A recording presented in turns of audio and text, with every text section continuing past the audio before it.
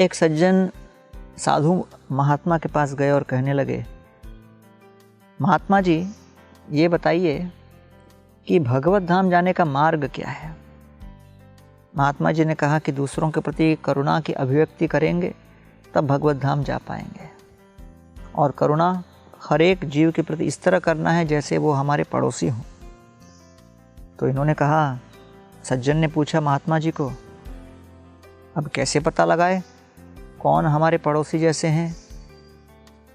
तो वो कहने लगे, महात्मा जी एक बार एक व्यापारी धन कमाकर जंगल से निकल रहे थे, कुछ डकैत उन पर आक्रमण करके उनको चीत कर दिए, लहूलुहान हो गए, मृत्यु के निकट आ गए।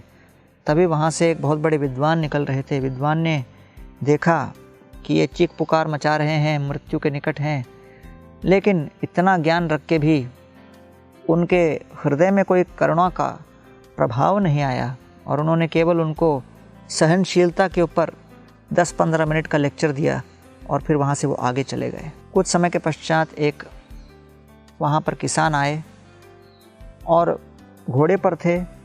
किसान ने इनकी अवस्था को देखकर करुणावश उनके चोट में जो लहूलुहान रक्तपात हो रहा था उसे स्वच्छ किया, पट्टी बांधा और फिर उन्हें अपने घोड़े पर बिठाकर गांव में लेके आके डॉक्टर के पास चिकित्सा कराकर उन्हें बचा लिया।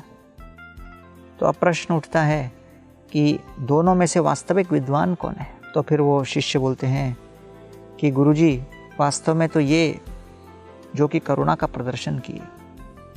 तो इसलिए दया सर्वभूतेषु संतुष्ट्या येन केन वा सर्वेन्द्रियोपशांत्या वा तुष्यति आशु जनार्दन।